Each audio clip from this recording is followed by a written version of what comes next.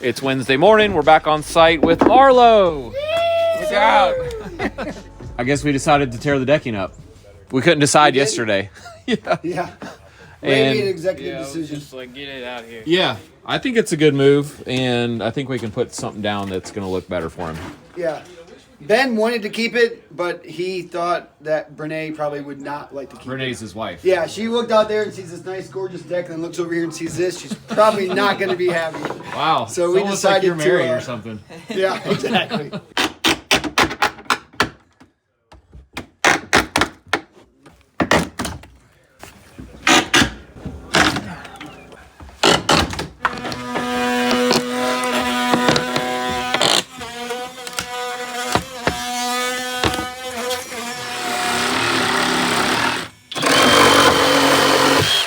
This decking was put down on these 3/4 furring strips, which we're going to remove, which is a good thing so that we can lower the future decking down a little bit from the inside flooring surface. Arlo's pretty sure that these are not pressure treated joists.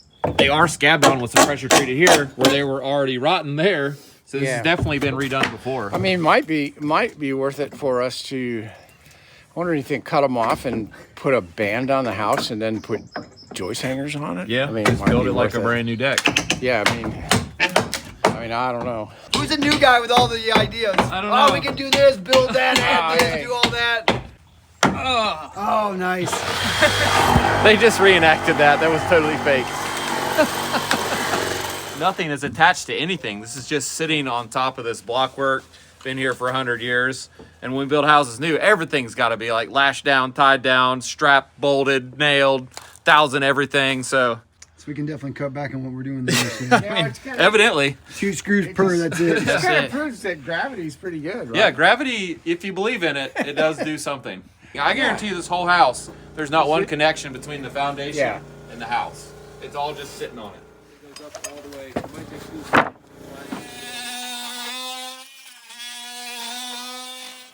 We're flashing this like a new deck so that we have something that hangs down below the framing under here, so water would drip off if it got in here instead of contacting that framing, which I think is going to be better. Is that going to be better? Well, let me have a look here. It is going to be better.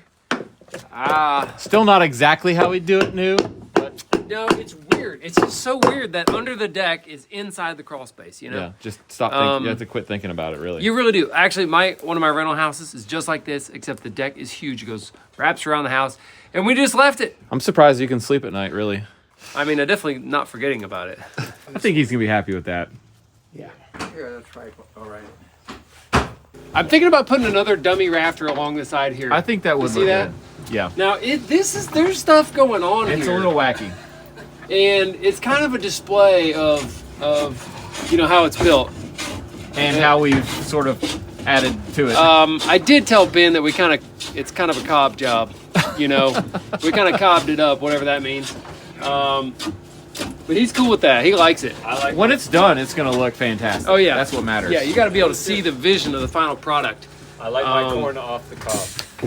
He likes it decobbed. You like it held together by Lexel. Uncobbed. As soon as that piece goes in, I'm gonna put that rafter in there so I can have some closure on this part here. Okay. And then I gotta go up top and build that weird little boxed in thing so the shingles don't have to go way up into a tiny tapered area. Oh, on top here. Yeah. I gotta go ahead and get that off my mind because I've been, Yeah. It's really hard to shingle up under another overhang because you can't get the roofing gun in there to shoot a nail. Yeah, especially That's the at a problem. shallow pitch. I mean, Yeah. it's just like forever up in there. You never get there. Yeah. If you want water problems, you should do something like this. Right. That's what I if think. your place looks like this, you're in trouble.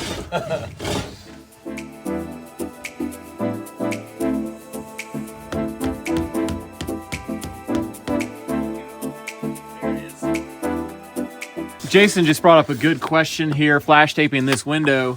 Should we go in all the way tight on this flange?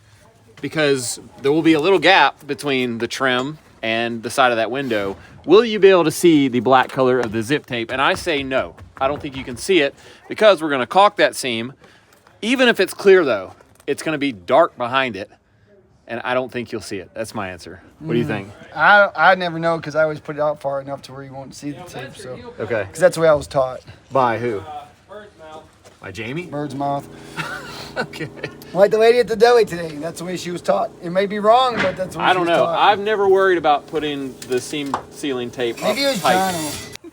We're installing this front kitchen window, and in spite of all of our efforts to frame this thing the correct size for our new window, we have failed and ended up having to reframe it a little bit.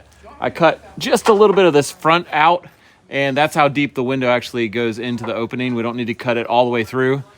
It was extra like 1/4 inch. It fit, but it was tight.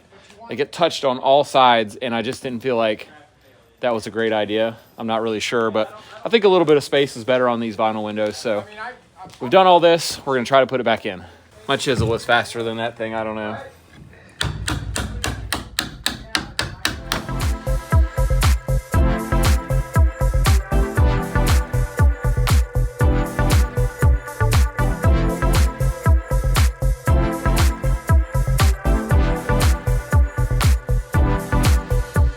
We're also replacing this post that was holding the porch roof up. And since we have the option, we're checking whether the girder going this way and this way are level, and they're not. They're sagging like 5/8 to 3/4.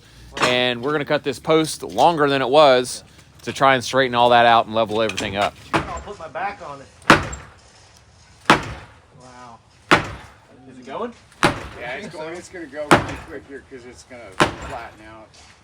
Is the bottom just sliding? No, it's good. Okay. It's good so far. Okay.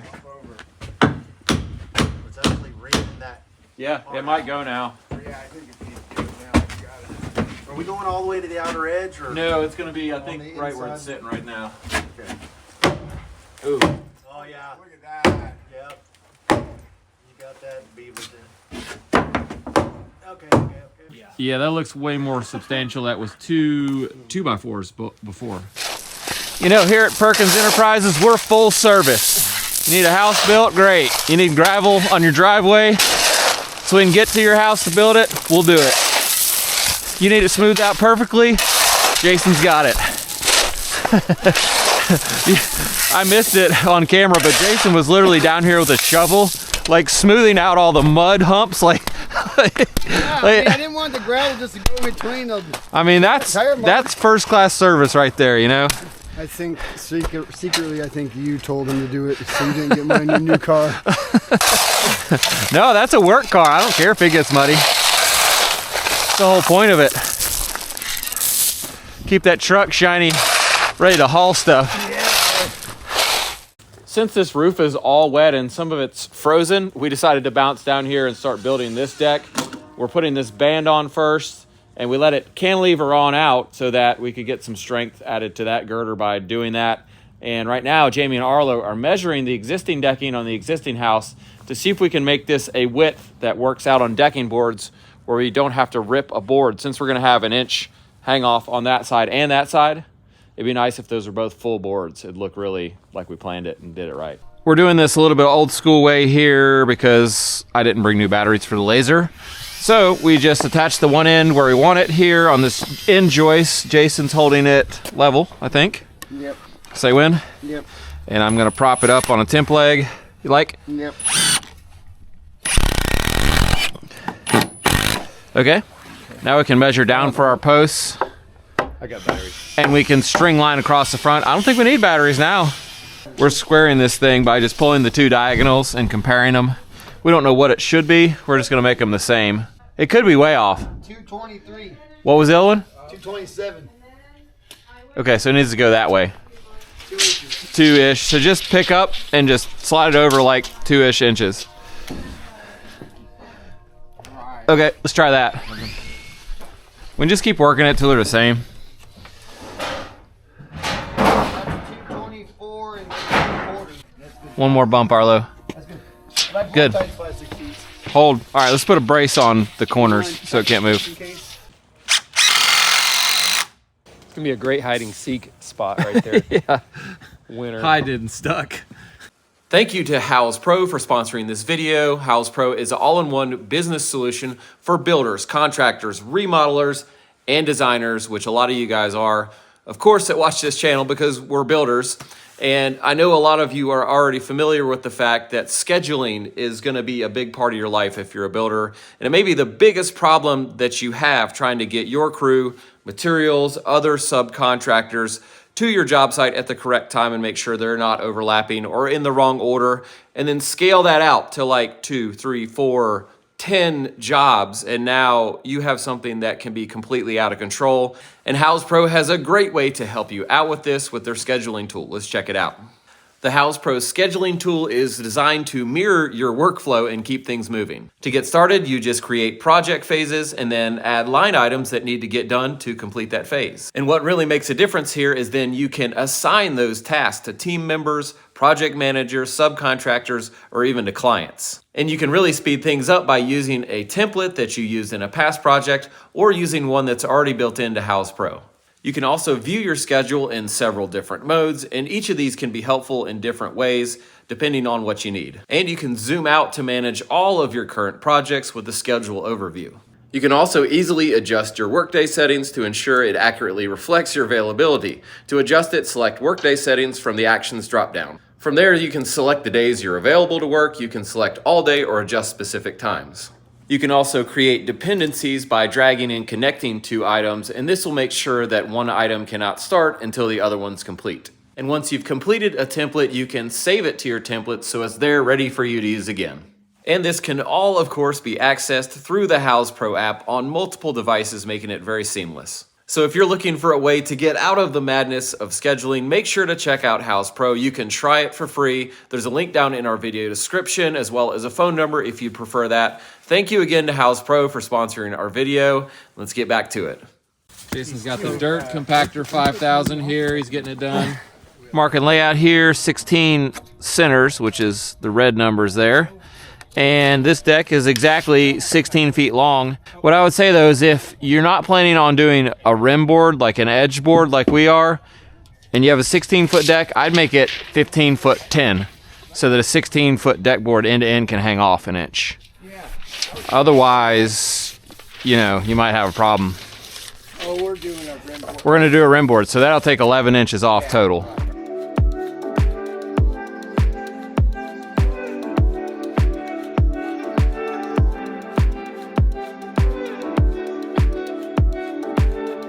Arlo is putting an arrow on all these joists as he's handing them to us for up, and that's the crown up, so that they're all crowned the same direction, so that between joist to joist to joist, it's not up and down like this in the middle. The ends are fixed and they're gonna be in line, but especially with this composite decking, it's not very structurally strong, so it's not gonna like align these as we nail or screw it to the joist. It's just gonna follow whatever the joists are doing, and it could look like a roller coaster going down through there. Which, there's a lot of them like that. You know, we just have to pay attention and crown them. This is a really important thing here. Give it a try here. Oh, it's looking, whoa, tight but good. Hang on. Oh, this is pretty nice up top here. Huh? Pretty nice up top. Okay, I'd A little say. long on the bottom. Really? Oh, man. Oh, I think shoot it. Get the gun guy over here. Shoot this thing.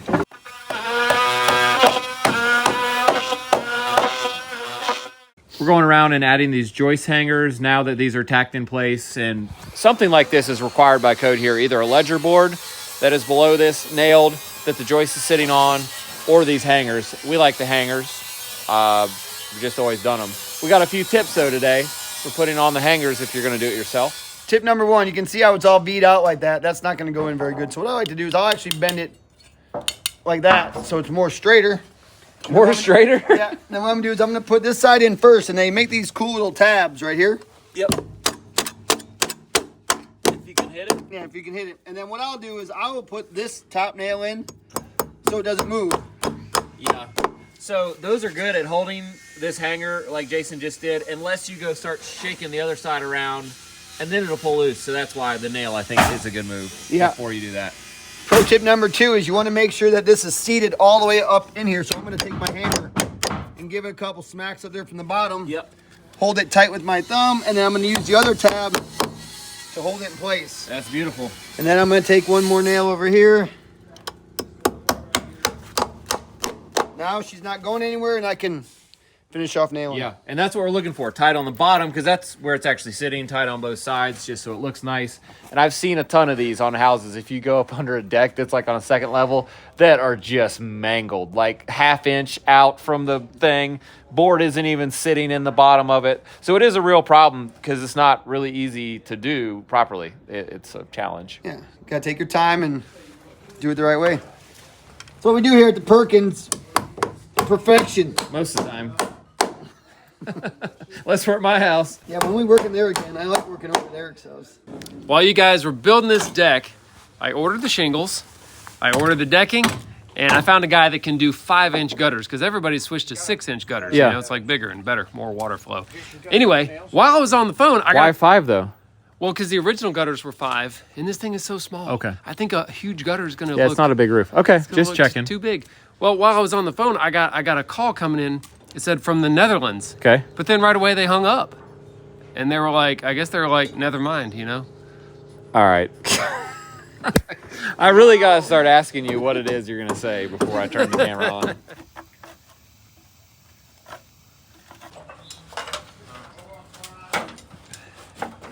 We're back at our project this morning, and we've got our scaffold set up over the front steps here because we're going to add a gabled roof over the front steps. Reason being, right now, as you walk in, you're going to get rained on. And number 2, we need to cutesy it up, as the homeowner's wife, I think, said. That's right. It doesn't look very good right now. It looks very plain. It's just one flat wall on the side that you enter. There's nothing about this that says, come in here. Right here is where you go in the door. So Well, that's except what for this the is. steps. Yeah. Well, It's going to look a lot better and function a lot better when we're done with this. I'm going to take off this bit of the overhang for our porch roof we're building here. I've got my saw set on 26 degrees-ish, which is like a 612 roof. Hopefully this will cut it vertically. And of course, the blade's going to be on the wrong side. Check that out. Okay, I could go a little higher up. Let me try over here.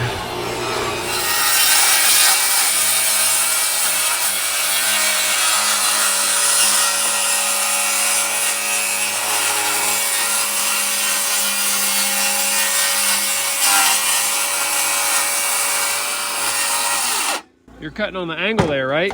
Yep, on the 6. Cutting and vertical. Hopefully that'll be flush with the outside of the sheathing. Sheathing.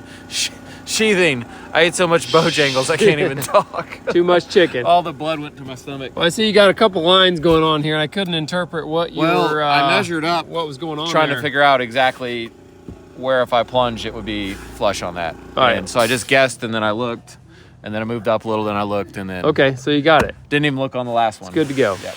And I'm gonna leave this little corner here for now I see that. because the girder is dropped a little, and that may mean that where we cut this, there's a little triangle of this roof sheathing that needs to stay. I think you're right.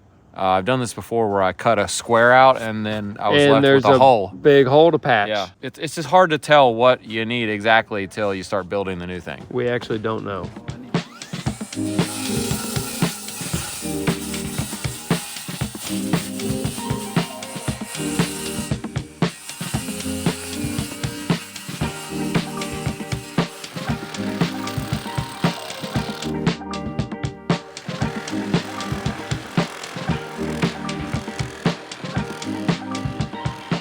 You know what? You did an awesome job with that, but I don't know why it is so hard for me to sit here and video you and just watch you do it. I don't know if it's that you make it look so hard to do, or if I just really like doing stuff like this. It wasn't real easy. Mainly because you're just getting caked in the face with dust, Yeah. right in the mouth. Yeah, all right. Well, you got it pretty much. I mean, Just break it off of there. well, how big a boy are you? I think we still got a connected All right, corner here fine. and there. Here. So let's take care of that. Yeah, here, I'll hold this side.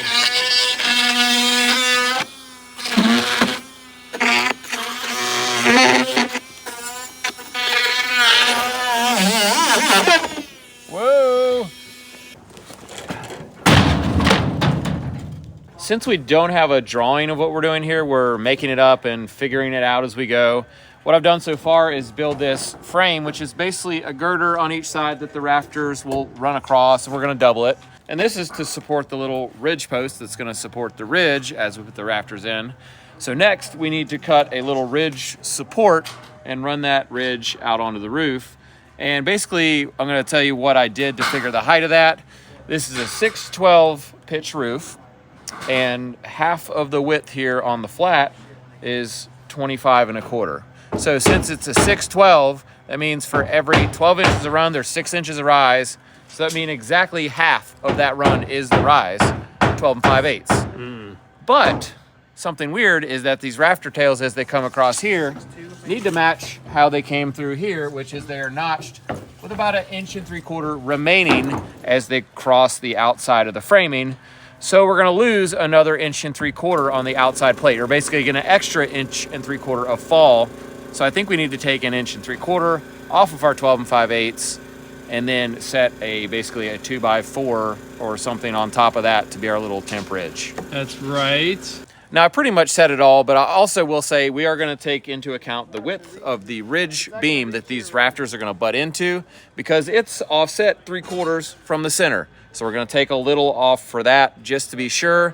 You know, I know exactly what you're saying, yet that sounded like just a bunch of gibberish. Yeah. Right, okay. I think that's the short of it, actually. That is the short version. Dang it, boys. Yeah, sorry about that. Just watch it about 5 times in a row and it'll all start to come together. It will. Yeah. It's all math. So if all my calculations are correct, they may not be, I would have a little ridge support that measures 10 1/2. I did a little scale drawing there.